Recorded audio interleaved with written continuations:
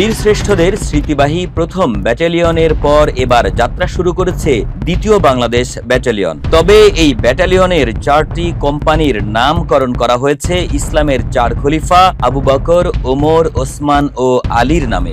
আর এই নামকরণের ফলে প্রতিবেশী ভারতের কিছু সংবাদ মাধ্যম ও দেশটির বিশ্লেষকদের নেতিবাচক মন্তব্য নজর কেড়েছে সবার। কিন্তু ভারতীয় সেনাবাহিনীর দিকে তাকালে দেখা যায় বিভিন্ন দেব-দেবীর নামে রয়েছে ব্যাটালিয়ন ও কোম্পানির নাম।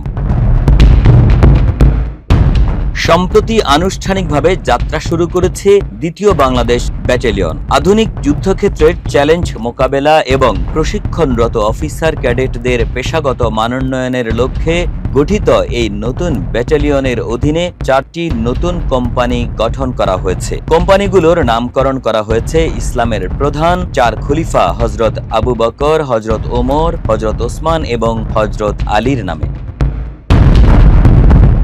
বিএমএতে পরিচালিত প্রথম ব্যাটালিয়নের 5টি কোম্পানি বীরশ্রেষ্ঠ জাহাঙ্গীর, আব্দুর রউফ, আব্দুল হামিদ, নূর মোহাম্মদ ও মোস্তফা নামে পরিচালিত হয়ে আসছে। সেই ঐতিহ্যের পাশাপাশি নতুন ব্যাটালিয়নে মুসলিম বিশ্বের 4 মহান খলিফার নাম যুক্ত করে সেনাবাহিনীতে নতুন মাত্রা যোগ করা হয়েছে।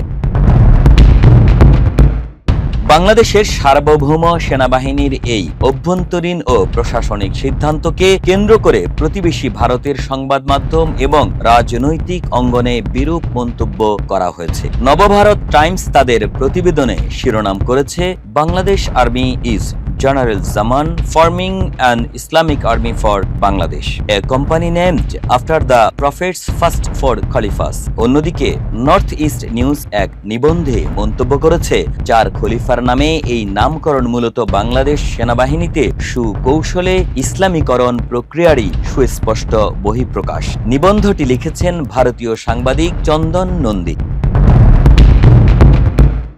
বিশ্লেষকরা মনে করছেন, দিল্লির নীতি নির্ধারক ও তাদের অনুগত মিডিয়াগুলোর এই দৃষ্টিভঙ্গি চরম দ্বিমুখিতার শামিল। খোদ ভারতীয় সশস্ত্র বাহিনী যখন শত বছর ধরে হিন্দু ধর্মীয় প্রতীক ও দেবদেবীর চাদরে ঢাকা, তখন বাংলাদেশের একটি সাধারণ প্রশাসনিক নামকরণ নিয়ে তাদের এই মাথা ঘামানো কেবলই রাজনৈতিক উদ্দেশ্য প্রণোদিত। বিশ্বজুড়ে বিভিন্ন দেশের সেনাবাহিনী তাদের নিজস্ব ইতিহাস, সংস্কৃতি এবং ধর্মীয় চেতনার সাথে সামঞ্জস্য রেখে ইউনিটের নামকরণ করে থাকে। এই নীতি যদি ভারতের ক্ষেত্রে বৈধ হয়, তবে বাংলাদেশের ক্ষেত্রে কেন নয়? এই প্রশ্ন এখন আরও জোরালো হচ্ছে। বাংলাদেশ মুসলিম সংখ্যাগরিষ্ঠ দেশ। এদেশের মানুষের ধর্মীয় আবেগ, সংস্কৃতি ও ঐতিহ্যের প্রতিফলন দেশের প্রতিটি স্তরে থাকাটাই স্বাভাবিক। বাংলাদেশ সেনাবাহিনীতেও এর ব্যতিক্রম নয়। তাই বীর শ্রেষ্ঠদের স্মরণের পাশাপাশি মুসলিম ইতিহাসের গৌরবোজ্জ্বল 4 খলিফার নামে কোম্পানির নামকরণ করা বাংলাদেশ সেনাবাহিনীর জন্য স্বাভাবিক।